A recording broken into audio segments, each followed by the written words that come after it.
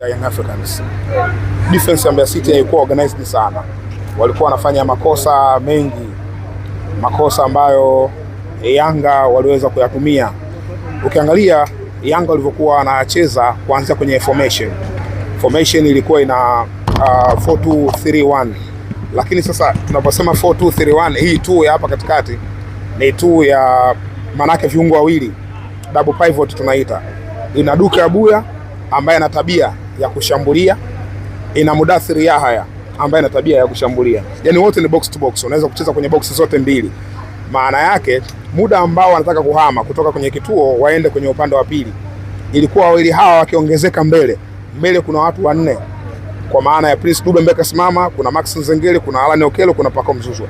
Kwa hiyo Mbeya City walikuwa overloaded, wanapewa mzigo mkubwa kutoka kwa Young Africans. Sasa kwa namba Young Africans numerical advantage ilikuwa kubwa, chemistry ambayo wako nayo plus quality, wakajikuta wanafanya makosa mengi wapinzani, kwa maana Mbeya City kutokana kupokea wapinzani wengi kwa wakati mmoja, wapinzani ambao wanatengeneza mazingira yote ya kulifikia lango na kupata chances, na ikatokea wakapata hayo matokeo, na wameruhusu magoli kwenye vipindi vyote, kwa maana ya kipindi ambacho walikuwa na wao wanajaribu kushambulia wakaruhusu goli, kwa sababu wamefungwa goli la counter attack. Pia goli la Pacome Zouzoua la pili ni counter attack. Ile goli la tatu la mchezo alikimbia kabakia na Kingu, akamkamua Kingu, akaenda chini akapiga kwa mguu wa kulia, mpira ukawa umekaa kambani. Kwa hiyo ile inakuonesha kwamba Mbeya City tumekufunga kwenye hali zote.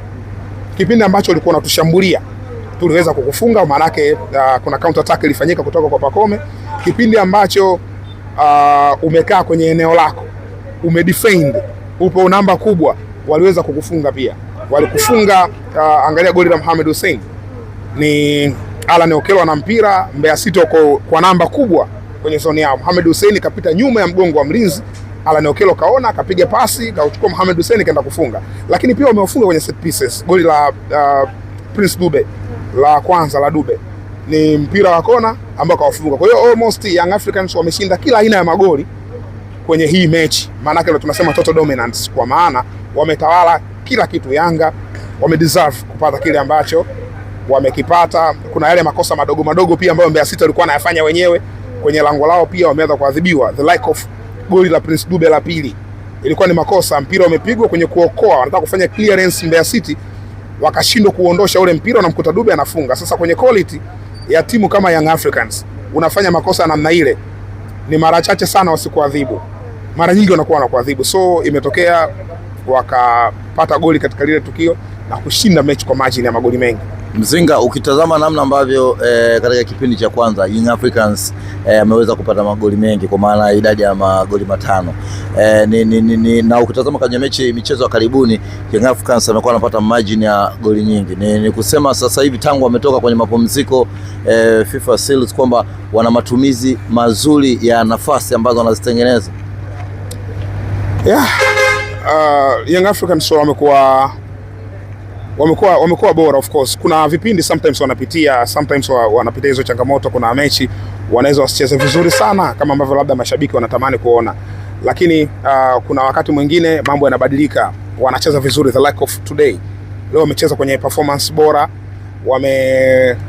wame create chances za kutosha, wameweza kuzitumia. Lakini pia inatokana na mpinzani ambaye amecheza naye. Mbeya City kabla ya kuingia kwenye mechi ya leo ilikuwa nafasi ya 3 katika timu ambayo ina safu mbovu ya ulinzi, kwa maana ya KMC walikuwa wameruhusu magoli 30, walikuwa wanafuatiwa na Fountain Gate wameruhusu magoli 25, wakawa wanafuata hawa wameruhusu magoli 24, kwa maana Mbeya City ilikuwa tayari kwenye ligi hii ni miongoni mwa safu isiyo imara. Unakuja kucheza na Young Africans ambao wametoka hapa katikati, walishake, kuna break imepita hapa ya FA, wanarudi stronger. Ndio hii tunasema comeback stronger, wanarudi stronger, wanarudi imara. Wanategemea nini? Ndio kile ambacho wamekionyesha, kwa maana tayari wachezaji wamepata some rest, wamepumzika, na kuna maingizo mapya yameingia kikosini. Wanakwenda kukutana na Mbeya City ambayo inaruhusu sana magoli. Wao ni nani? Kwa hiyo Young Africans wamefanikiwa kupata ushindi. Prince Dube amescore goli 2 na inamfanya sasa kwenda kumfikia Ngoi bwana kwa idadi ya magoli 8, lakini Young Africans ukiangalia kwenye chati pale unamuona pia Mudassir akiwa na magoli 7. Hii inatoa maana gani kwa Young Africans? Young Africans ina flow kwenye eneo lao la kushambulia kule, timu yao ina flow sana. Just imagine hapo kuna mchezaji wa Depu alikuja akascore sana na yeye, baadaye akapata injury, timu bado inaendelea kuscore. Of course ili struggle hapa karibuni, maana tusiangalie tu la leo kwa sababu leo wameshinda goli nyingi ndio kasahau yaliyopita nyuma. Wametoka kustruggle hapa nyuma kwenye kufunga, lakini sasa hivi inaonekana kwenye mchezo wa leo inaonekana kuna kitu ambacho kocha Pedro amejaribu kuja nacho. Angalia ile booster ambayo ilikuwa imekaa kule juu kwenye mazingira ya uwanja rafiki ambao ni supportive kama huu, na squad ile ambayo wameanza nayo, wachezaji ambao wako mobility sana. Yaani ukiangalia huyo Prince Dube ndio mshambuliaji wa mwisho, lakini alikuwa asimame kituoni. Utamwona left side, utamwona right side, utamwona deep, anakuja kuchukua mipira. Kwa nini? Kwa sababu timu yao ilikuwa haina mshambuliaji wa mwisho pasei ambaye anasimama kwenye kituo. Wengi walikuwa versatile, wanazunguka, wote enda kushoto, wote enda kulia hivyo. Kwa hiyo kuzunguka sana uwanjani kunafanya wapinzani kupoteza concentration. Na miongoni mwa kwenye coaching career tunaambiwa miongoni mwa namna nzuri ya kuifungua timu ambayo inacheza defensive ni namna 3. Namna ya kwanza ni kucheza wide balls, kwa maana kupiga mipira pembeni.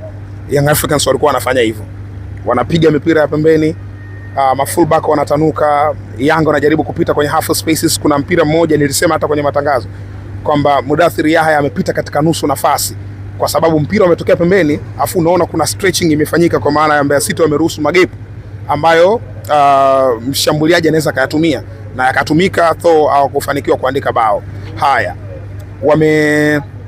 wametumia tena mbinu nyingine kwa maana ya kupiga electrical passes, kupiga pasi nyingi. Timu iko na defend kwa namba kubwa, pigeni pasi nyingi katika hilo eneo. Walikuwa wanapiga pasi nyingi katika kituo, nyingine zilikuwa zinafanikiwa, nyingine zilikuwa hazifanikiwi.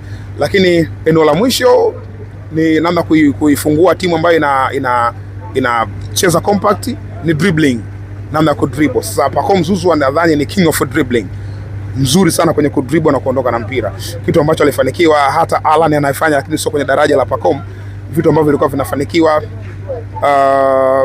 Angalia counter attack ambao wameifanya Young Africans, ametoka nao mpira Pacome mbali, ka drive. Mimi alipopata tule mpira Pacome kwenye lile eneo nikaguna kwenye matangazo, nikasema na nilikuwa nasema hivyo kwa sababu nilikuwa najua Pacome katika ile eneo, kwa maana ya fast running, kukimbia hapa, hii ni hatari. Kwa hiyo kuna wachezaji unaweza kufanya maskhara kwenye maeneo yale, lakini kwenye daraja la mchezaji kama Pacome ni qualities ambazo kwenye ligi yetu tulikuwa tuzipate kwa miaka mingi. Miaka mingi tulikuwa tunasajili wachezaji ambao wa daraja la chini au daraja la kati hapo, kutokana pia na economic masses ya timu zetu. Lakini this time around tunapozungumza, tayari timu zina fedha nyingi, investment imekuwa kubwa. Kwa hiyo tumeweza kuleta wachezaji wenye madaraja makubwa.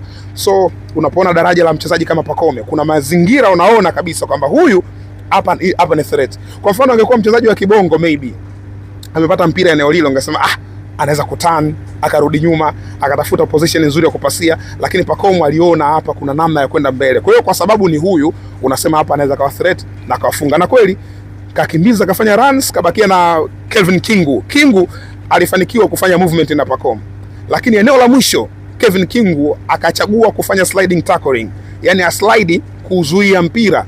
Pacome ilikuwa tayari ameshafanya calculation kichwani kwamba huyu atakuja kulala, akamkamua kwanza, akamwambia wewe lala chini, alafu akaplace akaenda kufunga. So ni call it. Tunaweza tukaongea vitu vingi hapa kuhusu Young Africans na hiki ambacho nimekuonesha, but end of the day ni call it. Yeah.